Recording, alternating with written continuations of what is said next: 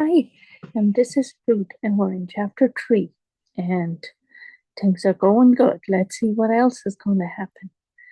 Um, Ruth has started gleaming, and that's gathering the leftover wheat and barley, whatever the harvest is, and that way they can make a living. And it's in Boaz field, which is Boaz is a relative of Naomi, so this is a good thing. And Naomi is happy, so Naomi and Ruth are back in Israel, and Naomi is Ruth's mother-in-law. So it's an exciting story, the book of Ruth. It's very exciting. So I hope you get to read it. And Lord bless you in Jesus' name. And Lord, we need your help as we jump into this chapter. Help us to understand it. Help us to understand who you are, Lord. Just like Boaz, they called him the kingship redeemer, and that's what you are. You are our redeemer. And Lord, thank you. Thank you that you let us be part of your family and that, wow, thank you, Lord, so much, Lord, right? When you accept Jesus, you're part of the family, joint heirs with him. And Lord, um, just help us understand that fully and help us understand the story and be blessed. In Jesus' name, Lord, bless you all. Holy Spirit, guide us. So then Naomi, her mother-in-law, said to her, My daughter, shall I not seek security for you, that it may be well with you? Now Boaz, whose young woman you were with, is he not our relative? In fact, he is winnowing barley tonight at the threshing floor. Therefore, wash yourself and anoint yourself, put on your best garment, and go down to the threshing floor. But do not make yourself known to the man until he has finished eating and drinking. Then it shall be, when he lies down, you shall take notice. You shall notice the place where he lies. You shall go in, uncover his feet, and lie down, and he will tell you what you should do. And she said to her, All that you said to me, I will do. She's so obedient. She's so trusting in Naomi, and Naomi is trying to help her too, right? So she went down to the threshing floor and did according to all that her mother-in-law instructed her. And after Boaz had eaten and drunk, and his heart was cheerful, he went to lie down at the end of the heap of grain, and she came softly and covered his feet and lay down. Now it happened at midnight that the man was startled and turned himself, and there a woman was lying at his feet. And he said, Who are you? So she answered, I am Ruth, your maidservant. Take your maidservant under your wing, for you are a close relative. Then he said, Blessed are you of the Lord, my daughter, for you have shown more kindness at the end than at the beginning, in that you did not go after young men, whether poor or rich. And now, my daughter, do not fear. I will do for you all that you have I will do for you all that you request, for the people of my town know that you are a virtuous woman. Now it is true that I am a close relative. However, there is a relative closer than I. Stay this night, and in the morning it shall be that if he will perform the duties of a close relative for you, good, let him do it. Oh no, right? But if he does not want to perform the duties for you, then I will perform the duty for you, as the Lord lives. Lie down until morning. So she laid her feet until morning, and she arose before one could recognize another. Then he said, Do not let it be known that the woman came to the threshing floor. Then he said, Okay. And he said, Bring the shawl that is on you and hold it. And when she held it, he measured 6 ephahs of barley and laid it on her. Then she went into the city. When she came to her mother-in-law, she said, Is that you, my daughter?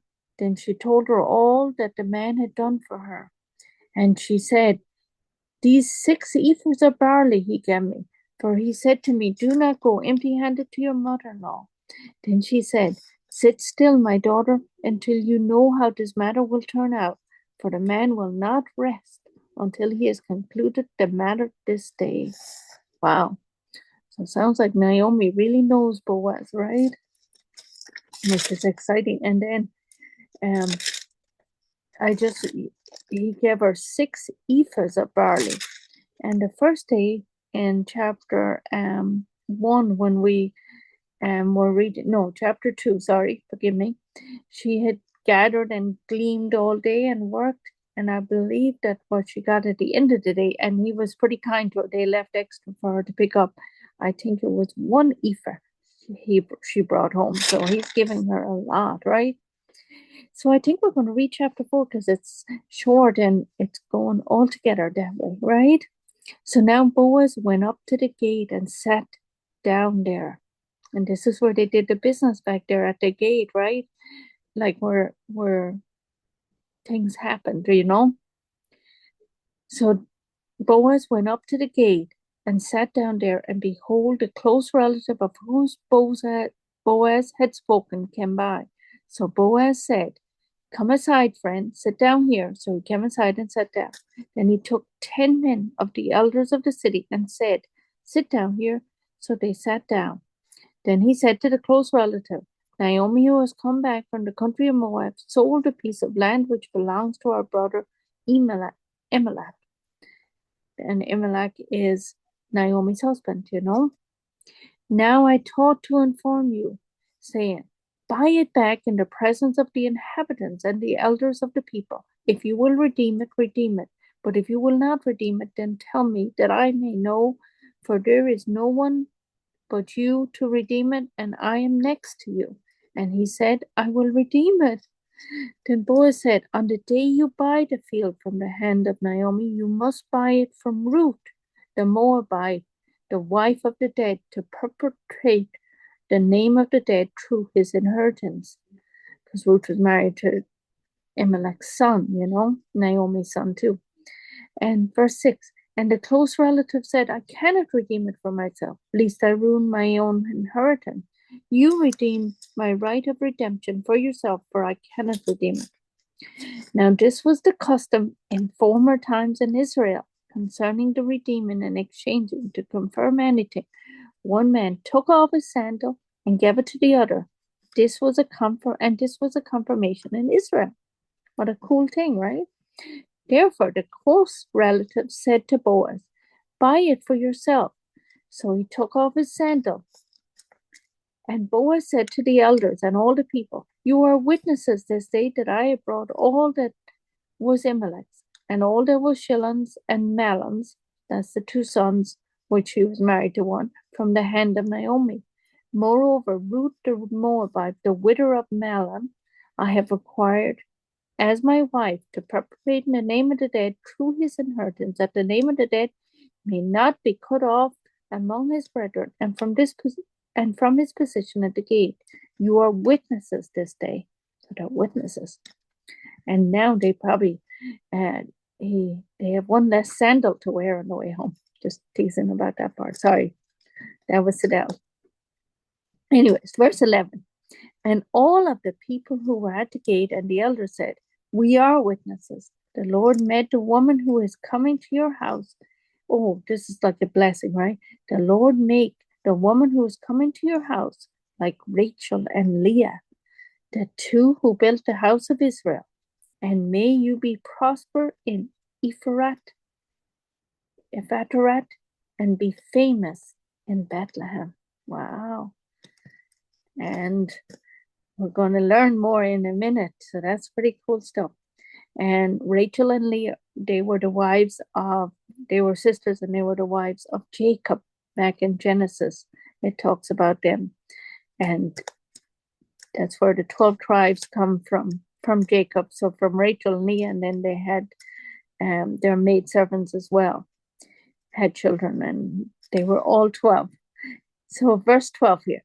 "May your house be like the house of Perez, who Tamar bore to Judah, because of the offspring which the Lord will give you from this young woman."